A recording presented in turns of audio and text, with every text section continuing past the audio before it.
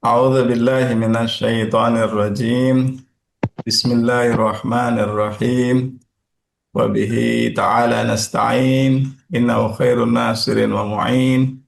Wa sallallahu ala sayyidina Muhammadin wa ala ali tayyibina at-tahirin. Allahumma salli ala Muhammad wa ali Muhammad. Allahumma salli ala Muhammad wa ali Muhammad wa ajil farajahum. Allahumma antiqna bil huda walhamna taqwa. Alhamdulillah, segala puji bagi Allah Subhanahu wa Ta'ala yang telah mempertemukan kita kembali di waktu subuh yang penuh keberkahan ini dalam suasana bulan suci Ramadan. Ramadan yang dideskripsikan sebagai bulan yang penuh dengan keberkahan, ampunan, dan rahmat Allah Subhanahu wa Ta'ala. Salawat dan salam semoga senantiasa tercurah kepada junjungan kita Nabi besar Muhammad Sallallahu Alaihi Wasallam beserta keluarganya yang suci yang menjadi lentera petunjuk dan teladan akhlak bagi umat manusia. Yang terhormat Ibu, Bapak, sahabat, dan pemirsa Majulah Ijabi TV, program kajian pagi bulan Ramadan, tunaikan hak silaturahmi bulan suci yang dirahmati Allah Subhanahu wa Ta'ala. Assalamualaikum warahmatullahi wabarakatuh. Pada kesempatan yang penuh keberkahan ini, kita melanjutkan rangkaian kajian Risalatul Hukuk karya Agung Imam Ali Zainal Abidin, sebuah manifesto etika sosial yang bukan hanya berbicara tentang hak Allah dan hak diri, tetapi juga hak-hak sosial. Saya harus mengucapkan terima kasih kepada tim Majulah Ijabi TV yang telah memprakarsai kajian Risalatul Hukuk pada momentum Ramadan 1447 tahun ini. Ini adalah sebuah langkah yang luar biasa patut untuk diapresiasi, dan saya pribadi berterima kasih atas program ini dan juga berterima kasih karena telah memberikan kepada saya kehormatan untuk membahas satu tema dari buku Risalatul Hukuk. Perlu saya tekankan di sini bahwa kenapa kita harus membaca Risalatul Hukuk, bahwa Risalatul Hukuk ini merupakan karya yang disusun oleh Imam Ali Zainal Abidin, yang terdiri dari kurang lebih 50 atau 51 risalah yang kaitannya dengan hak-hak manusia dengan dirinya, manusia dengan Tuhannya, dan manusia dengan lingkungan sekitarnya. Bahwa dia adalah sebuah peta jalan untuk membangun sebuah masyarakat yang dinamis, yang beradab, dan bisa kita jadikan sebagai peta jalan, roadmap untuk membangun masyarakat adil dan makmur, Indonesia maju yang lebih bermartabat dan berbobot. Karena Risalatul Hukuk ini adalah sebuah konstitusi akhlak. Kebanyakan buku akhlak membahas masalah sabar, masalah syukur, ihwal ikhlas, dan tawakal. Tetapi Risalatul Hukuk membahas tentang hak Allah, hak diri, hak anggota tubuh, hak orang tua, hak anak, hak guru, dan seterusnya. Yang mana pada kesempatan ini Majulah Ijabi TV membahas satu demi satu hak-hak tersebut. Dan saya diamanai satu bagian, yaitu hak membahagiakan, hak orang yang membahagiakan kita. Nah, untuk Risalatul Hukuk ini bukan tentang hak personal saja, ini sistem sosial lengkap. Risalatul Hukuk tidak hanya mengatur halal haram sebagaimana fikih. Risalatul Hukuk mengatur adab hubungan. Ia relevan dengan Indonesia hari ini. Dalam konteks Indonesia, kita perlu membaca dan mengingatkan kepada pemimpin kita. Mereka memiliki hak atas kita. Ini relevan untuk pejabat. Hak rakyat yang ada dalam buku Risalatul Hukuk itu relevan untuk demokrasi. Hak non-Muslim relevan untuk pluralitas, hak tetangga relevan untuk harmoni sosial, hak orang yang membahagiakan kita relevan untuk budaya apresiasi, budaya gratitude, budaya terima kasih. Yang ketiga, kenapa kita harus membaca Risalatul Hukuk? Dia memberikan perspektif baru terhadap keberagamaan kita. Seringkali agama direduksi hanya menjadi ritual, hanya sekedar identitas, hanya sekedar simbol belaka. Risalatul Hukuk mengembalikan agama menjadi etika hidup sehari-hari, way of life, bahkan menjadi lifestyle. Contohnya bagaimana kita memfungsikan lidah, tidak menyakiti. Hak lidah itu adalah tidak menyakiti. Hak pendengaran tidak mendengarkan yang tidak pantas untuk kita dengarkan seperti gunjingan, ghibah. Hak perut tidak mengambil barang haram atau tidak memakan barang haram. Hak tangan tidak berbuat saling.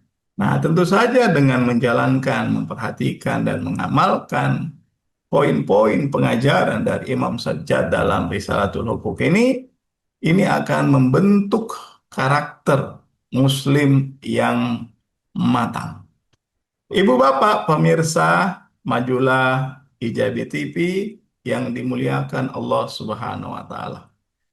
Giliran saya membahas hak orang yang membahagiakan kita atau hak orang yang membahagiakan Anda. Itu apa yang harus kita lakukan? Hakun man sarrakallahu bihi. Hak orang yang dengannya Allah membuat kita bergembira atau membuat Anda bergembira. Nah, tema ini mungkin terdengar sederhana, tetapi sesungguhnya sangat luar biasa karena seringkali kita sibuk menuntut hak tetapi lupa mensyukuri perantara nikmat. Seringkali kita mengabaikan ada banyak orang yang berjasa pada kita. Ada banyak orang yang memberikan kebahagiaan kepada kita. Kita abai, kita lalai, lupa untuk memberikan apresiasi dan berterima kasih kepadanya. Dalam petikan doa dalam petikan ajaran dari Imam Sajjad dalam buku ini, kita akan membahas tentang hakun man sarrakallahu bihi. Di sini Imam Sajjad menjelaskan bahwa pertama, atas hak itu kita memuji Allah terlebih dahulu. Lalu kita berterima kasih kepada orang tersebut, kita membalas kebaikannya, dan kita menjaga hubungan itu dengan penuh adab.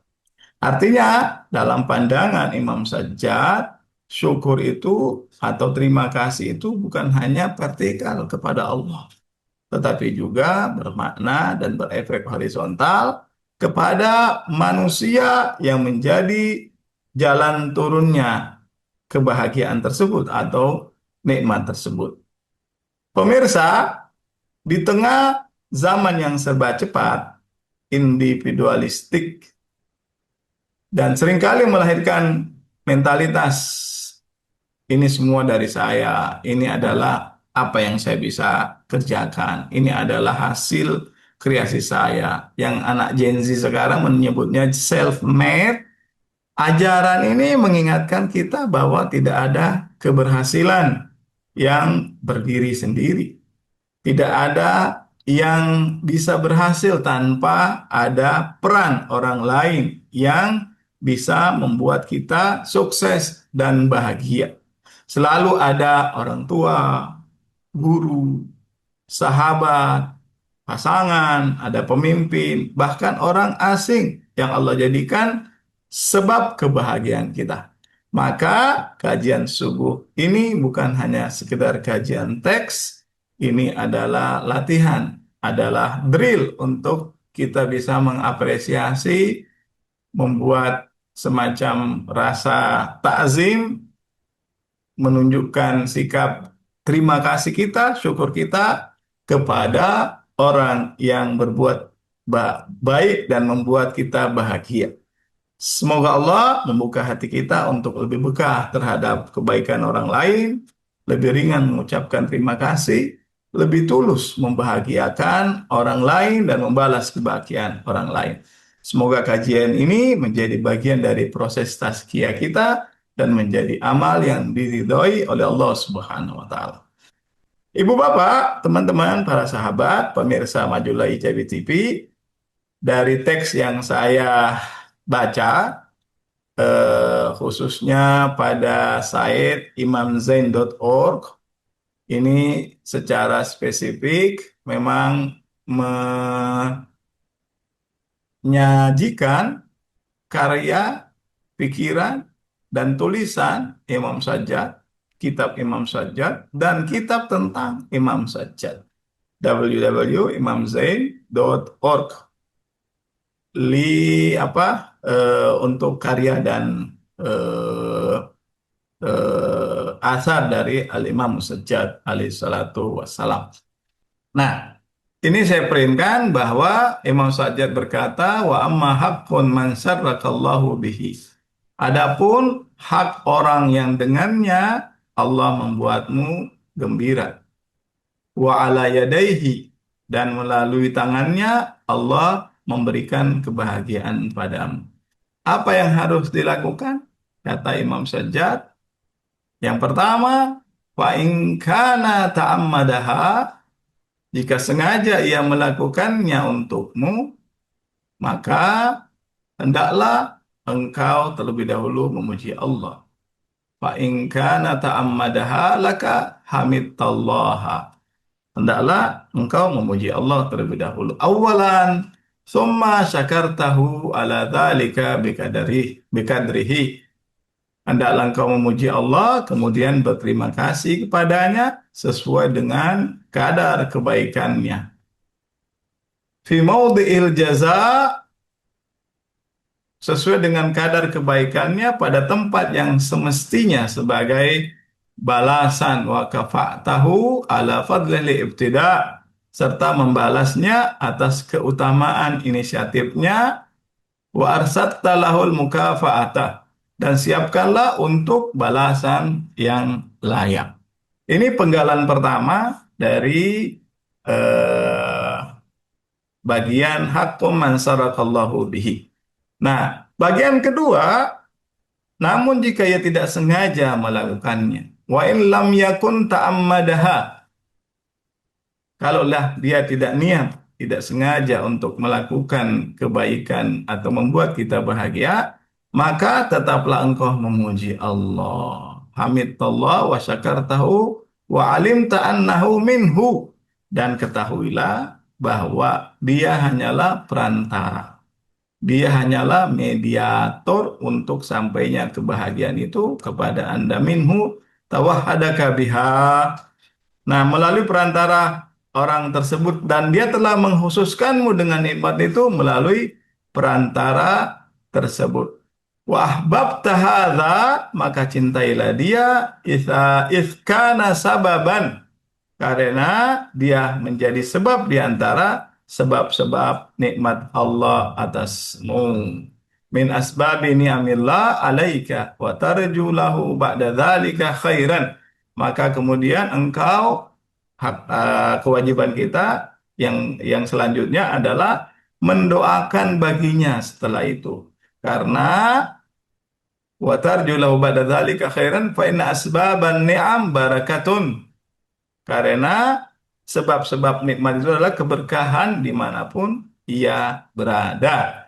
haitsu ma kanat wa in kana lam yata'ammad wala quwwata illa billah. Walaupun ia tidak bermaksud melakukannya untukmu dan tiada daya serta kekuatan kecuali dengan pertolongan Allah.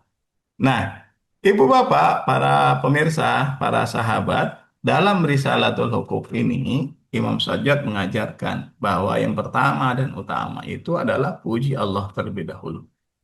Ini adalah gambaran dan penekanan atas tauhid, atas masalah keesaan monoteistik. Lalu kedua, jangan lupa peran manusia. Syukuri manusia itu, balas kebaikannya, siapkan balasan untuknya di masa depan. Artinya, perantara nikmat itu adalah bagian dari tauhid. Tidak kemudian kita berterima kasih kepada orang itu mengabaikan tauhid, ataupun kemudian kita bersyukur kepada Allah lalu mengabaikan dia. Tidak. Kita harus seimbang, kita harus tawazu di dalam ini, tidak memutlakkan manusia, tetapi juga tidak menghapus jasanya.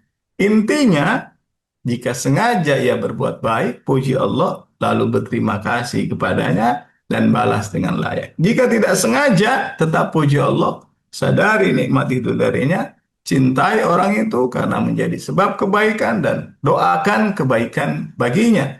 Semua ini adalah berasal dari dan dalam kuasa Allah Subhanahu wa Ta'ala. Nah, sebelum mengulasnya lebih jauh, izinkan saya untuk mengulas dari kata-kata yang digunakan. Ada kata hamidtah, hamidallah, pujilah Allah, dan syakartahu. Ada dua kata yang digunakan di sini, hamidah wan syuk. Ada pujilah dia, pujilah Allah, dan berterima kasihlah kepadanya. Ada perbedaan antara ham dan syukur. Kalau ham itu pujian, sering kita terjemahkan dengan segala puji bagi Allah, katakanlah demikian. Syukur itu bermakna terima kasih. Ulama membuat perbedaan di sini, meskipun masyarakat sering menganggap keduanya sama. Pada dasarnya ada perbedaan.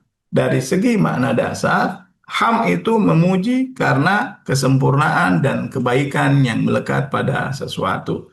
Bisa karena ilmunya, bisa karena keadilannya, bisa karena perawakannya, bisa karena kebijaksanaannya, dan tidak harus karena kita menerima manfaat langsung. Contoh, kita memuji keberanian seseorang, kita memuji keindahan ciptaan Allah, kita memuji ilmunya Ustadz Bagas, kepiawaiannya membaca naskah-naskah turas, naskah-naskah Arab, dan itu kita sampaikan pujian itu, hamd. Dan kebanyakan kata ham ini dikhususkan untuk orang-orang yang memiliki kesempurnaan, keagungan. Sementara kata syukur mengakui dan membalas nikmat yang diterima. Kalau ham itu hanya bisa dilakukan dengan lisan, sementara syukur itu dengan lisan, dengan hati, dan dengan tindakan. Contoh, ketika kita bersyukur, berterima kasih kepada guru dengan lisan, dan juga berterima kasih pada guru dengan prestasi. Kita bersyukur atas rezeki, rezeki itu kita manfaatkan, kita dermakan, dan kita nampak secara visual eh, nikmat yang ada pada kita itu, dan kita berterima kasih dan ada sujud syukurnya. Kalau kita lihat Al-Quran, kata ham itu disebutkan 43 kali, sementara kata syukur disebutkan 75 kali. Ini perbedaan secara bahasa. Nah, saya ingin membahas eh, apa risalah dari Imam Sajjad ini terkait dengan hak orang yang menggembirakan kita, hak orang yang membahagiakan kita. Secara filosofis, yang pertama di sini Imam Sajjad menekankan bahwa harus memuji Allah Subhanahu wa taala terlebih dahulu.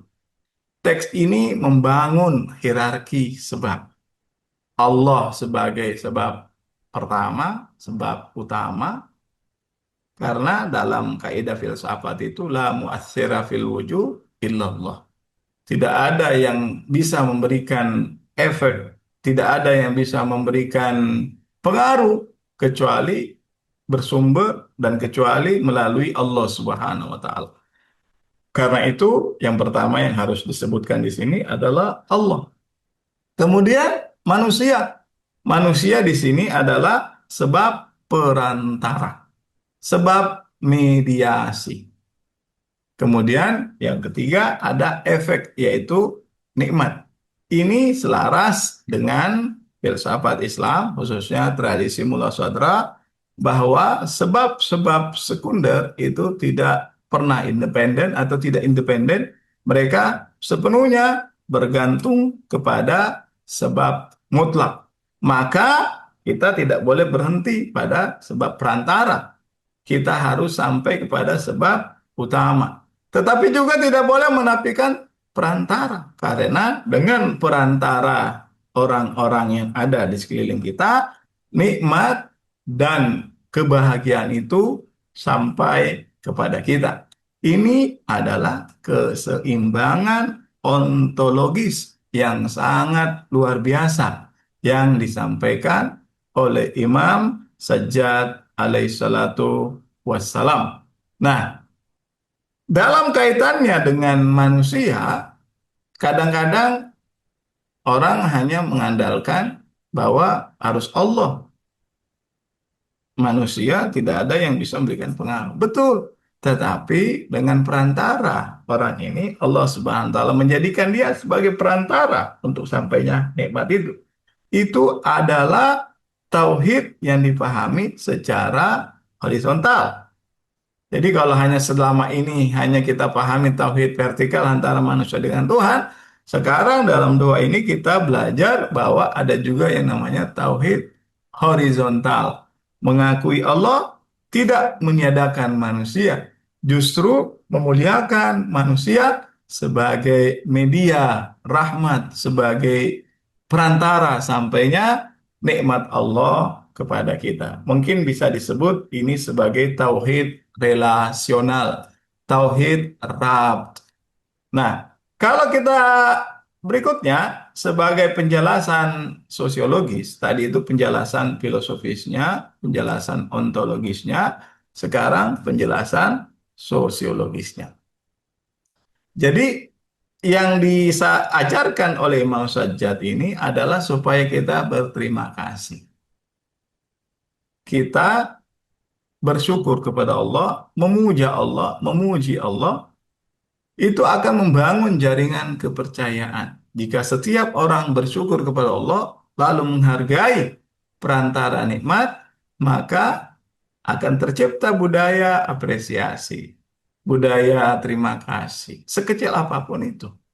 Man lam yashkurul makhluk, lam yashkurul khaliq. Ini sebuah pepatah Arab. Saya tidak bisa memastikan bahwa itu hadis, tapi sering digunakan bahwa man lam yashkurul makhluk, lam yashkurul khaliq. Nah, ini akan tercipta ketika kita menghargai jasa dan kebaikan orang sekecil apapun itu, maka itu akan memunculkan budaya apresiasi, akan muncul yang namanya sirkulasi kebaikan dan akan mereproduksi solidaritas sosial. Tanpa itu, relasi sosial menjadi dingin dan sifatnya transaksional. Bahkan saya sering ingatkan kepada mahasiswa saya atau kepada teman-teman saya di sekeliling saya, sekecil apapun itu, meski kita berada di suatu tempat, orang kita dapatkan jasanya, kita transaksi begitu, atas jasa, atas layanan yang diberikan, kita tetap harus berterima kasih. Sehari-hari kita sering diajarkan oleh guru kita bahwa ada 4 kata pamungkas yang sangat luar biasa pengaruhnya kalau kita biasakan, kalau kita tradisikan. Terima kasih, kemudian tolong, kemudian minta maaf, kemudian permisi. Nah, empat kata sakti ini bisa membangun relasi yang sangat baik antara sesama kita. Nah, terus yang disampaikan oleh Imam Sajjad ini adalah adanya yang disebut dengan etika resiprositas, etika mutual yang saling eh, terjalin di antara pelaku dan penerima kebaikan. Ada etika resiprositas. Balaslah ia sesuai tempat ia membalas dan siapkan balasan baginya. Ini membangun sistem sosial berbasis pengakuan, balasan proporsional, ingatan terhadap kebaikan orang lain. Secara ilmu sosiologis ini akan menguatkan kohesi sosial, menghindari budaya eh, lupa diri ataupun istilahnya budaya apa kacang lupa akan kulitnya. Kacang lupa akan kulitnya.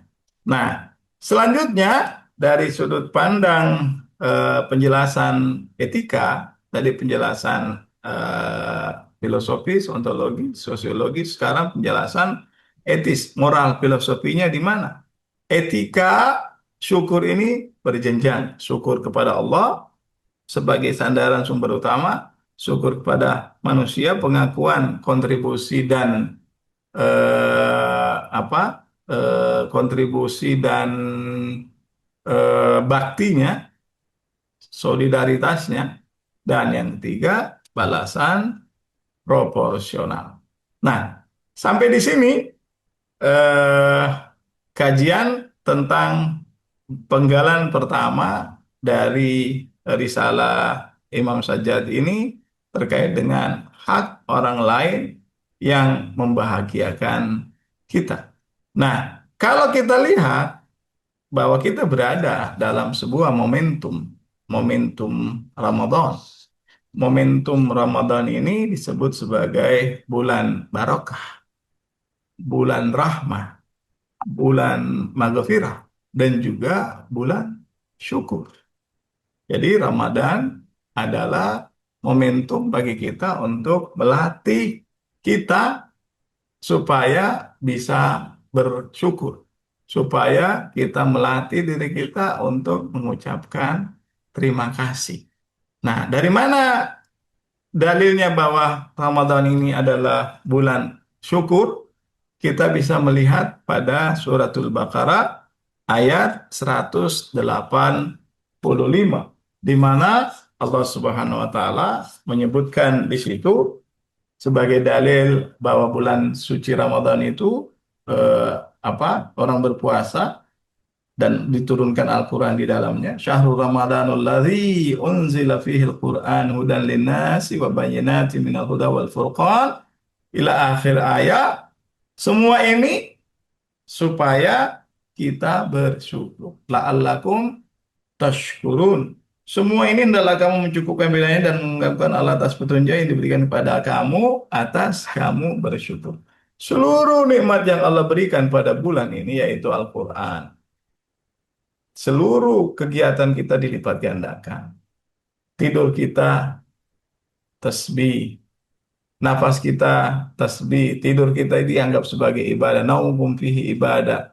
Wah, apa? Dalam khutbah Rasulullah itu naumukum fihi ibadah wa tasbih dan seterusnya itu disebutkan ini semua adalah hal yang harus kita syukuri karena kita berada dalam satu momentum yang luar biasa. Kita mendapatkan privilege dari Allah Subhanahu wa taala untuk menjadi tamunya. Allah sebagai tuan rumahnya. Dan bulan ini adalah bulan perjamuan. Bulan Allah Subhanahu wa taala menjadikan kita sebagai tamunya dan Allah sebagai hostnya, sebagai tuan rumahnya. Nah, ini kita harus syukuri. Kita harus terima kasih kepada Allah Subhanahu wa taala. Karena Allah Subhanahu wa taala menegaskan, menganjurkan la in syakartum la azidannakum. Jika kalian bersyukur, maka aku akan tambah nikmat kalian. Nah, Ibu Bapak, ini inti dari penggalan risalah ini adalah kita bagaimana bersyukur, bagaimana kita berterima kasih. Nah, mungkin pertanyaannya, kenapa kita harus bersyukur? Tanda tanya. Kenapa kita harus menyampaikan ucapan terima kasih, ucapan eh, syukur, memuji dan memuja seseorang karena kebaikan yang telah kita terima. Kenapa kita harus melakukan itu?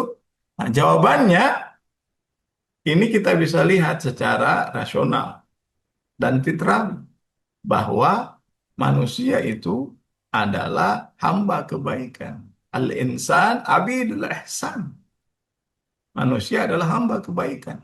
Dan dalam diri manusia ada yang namanya ketika dia menerima manfaat, menerima kebaikan, maka serta-merta apapun agamanya, apapun bahasanya, dia akan mengucapkan terima kasih.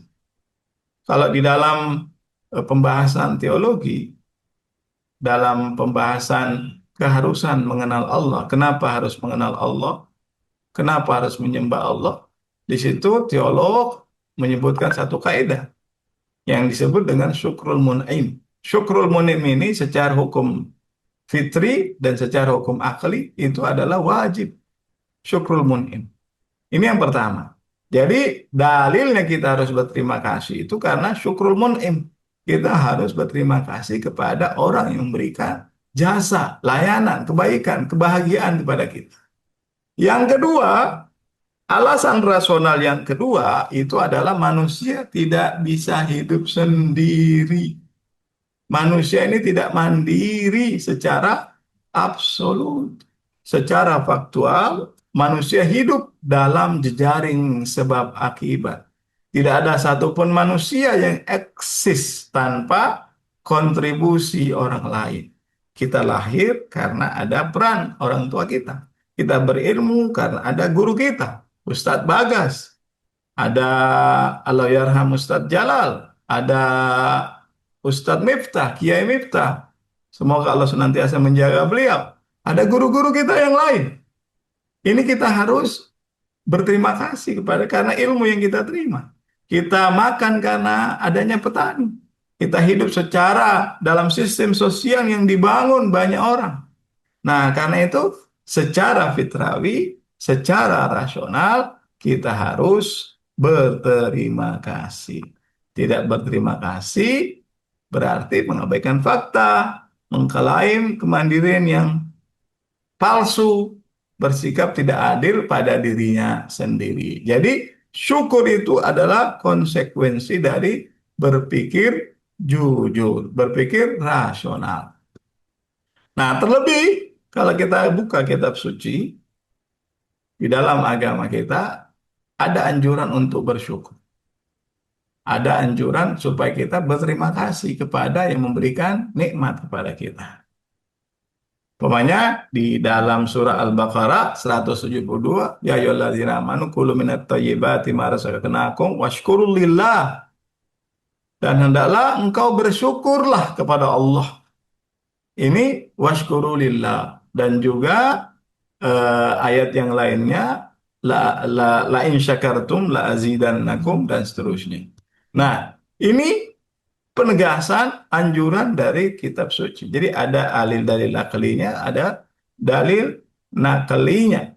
Nah, lalu kita bisa juga melihat teladan teladan manusia-manusia suci, teladan orang-orang yang bersyukur, sebagaimana ma'ruf Rasulullah Shallallahu Alaihi Wasallam itu eh, doa di suatu waktu beliau menghabiskan waktu untuk berdoa, bermunajat, menghabiskan waktu untuk beribadah kepada Allah Subhanahu wa taala. Kemudian salah seorang istri Nabi berkata kepada beliau, Allah telah mengampuni dosa-dosamu yang lalu dan yang akan datang. Mengapa engkau begitu membebani dirimu dengan ibadah? Apa kata beliau? Kita tahu semua cerita ini dan cerita ini kita sering mendengarkannya Lalu beliau menjawab, tidakkah aku ingin menjadi hamba yang sangat bersyukur? Ahlul Bait juga demikian. Sebagaimana Rasul, seluruh keberadaan beliau, mereka mensyukuri nikmat Allah Subhanahu wa Ta'ala. Nabi Nuh bahkan disebut innahu kana abdan syakura. Abdan syakura disebut sebagai yang sangat bersyukur. Kata syakur dalam bahasa Arab menggunakan bentuk mubalaghah, hiperbol tentang bagaimana Nabi Nuh adalah hamba yang sangat-sangat bersyukur. Nah, banyak teladan lain Nabi Ibrahim, kemudian juga diceritakan bahwa beliau adalah orang yang bersyukur kepada Allah. Syakiran li an'amihi. Itu kisah dan cerita orang-orang teladan kekasih hati yang bersyukur dan berterima kasih, memuja dan memuji Allah Subhanahu wa Ta'ala. Nah, Ibu Bapak, sampai di sini kita membahas tentang Risalatul Hukuk bagian ke-48, temanya hak orang yang membahagiakan kita. Pertama, kita harus memuji Allah, bersyukur, berterima kasih kepada orang yang berjasa kepada kita, memberikan kebahagiaan kepada kita. Sekarang saya ingin membahas tentang apa efek syukur itu. Efek syukur itu secara psikologi, hasil penelitian bahwa ketika ketika kita setiap harinya 5 detik saja kita berkaca pada diri kita atas apa yang kita miliki, maka itu akan menambah kebahagiaan sebanyak 15% kepada kita. Kalau kita terbiasa, membiasakan diri dengan kalimat syukur. Syukran, thank you, hatur nuhun, matur suhun, khili mahmud, merci beaucoup, dan seterusnya. Spasiba, dan seterusnya. Apapun bahasanya.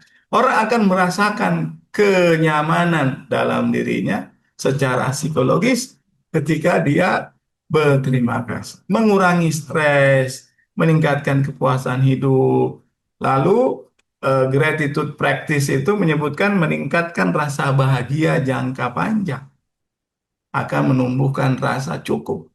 Karena, kalau dia merasa syukur dengan apa yang dia milikinya, dia bersyukur kepada Allah atas apa yang dia terima selama ini, dia membiasakan diri berterima kasih kepada orang yang telah berjasa kepadanya. Nah, secara sosiologi, tadi sudah disinggung bahwa bersyukur, berterima kasih itu akan menguatkan hubungan sosial. Orang lain akan merasa dihargai, hubungan menjadi lebih hangat, kepercayaan akan semakin meningkat. Nah, ada juga bahwa ketika kita bersyukur, itu akan mengurangi konflik. Konfliknya akan muncul ketika ada orang yang berjasa pada kita, lalu kita tidak berapresiasi, kita tidak menghargai. Maka alih-alih hubungan kita semakin baik, maka kita akan juga dimusuhi. Kita akhir-akhir ini viral, ada seorang yang menerima beasiswa dari negara, LPDP, katakanlah itu. Alih-alih berterima kasih kepada negara, kepada rakyat Indonesia, dia malah seakan-akan menganggap rendah menjadi warga negara Republik Indonesia. Nah, ini adalah bentuk tidak syukur, bentuk tidak berterima kasih, bentuk yang dicela oleh akal sehat dan dikritik oleh netizen.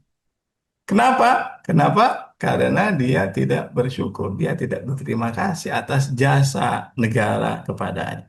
Betul bahwa kita banyak persoalan, betul bahwa kita banyak problema di tengah masyarakat kita.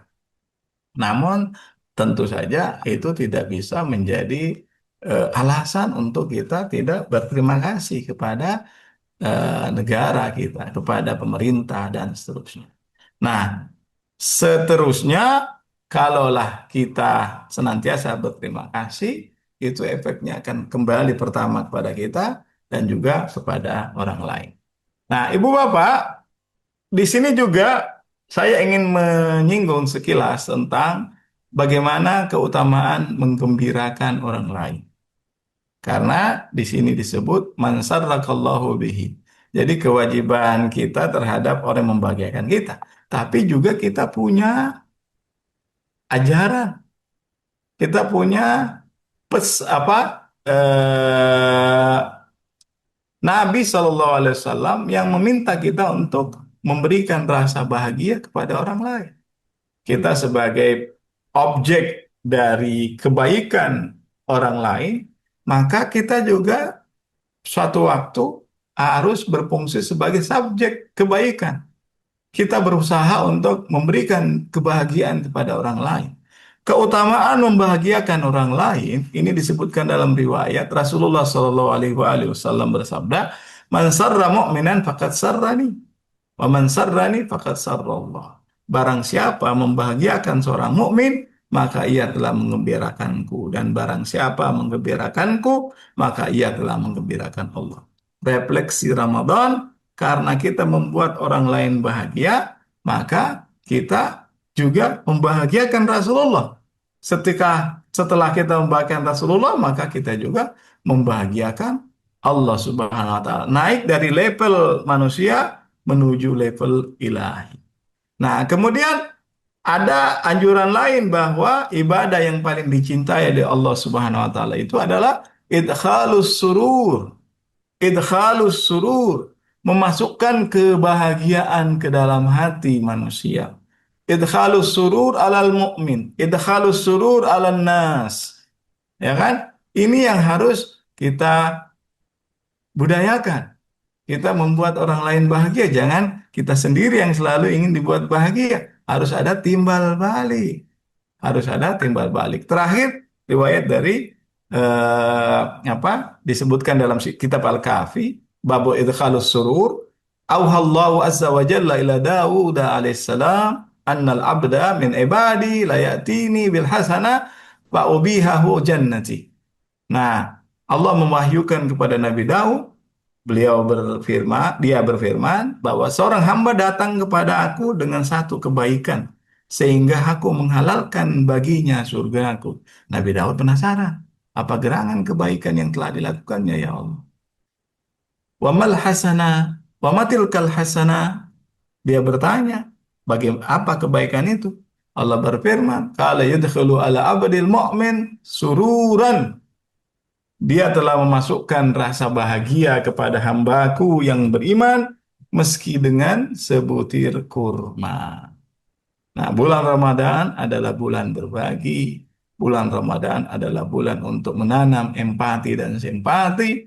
Maka mari kita gembirakan saudara-saudara kita. Mari kita bahagiakan saudara-saudara kita dengan berbagi, walau meski dengan sebutir kurma. Undangan berbuka puasa, ngirimin hamper, ngirimin parcel, dan seterusnya sebagai rasa bahagia untuk saudara-saudara kita.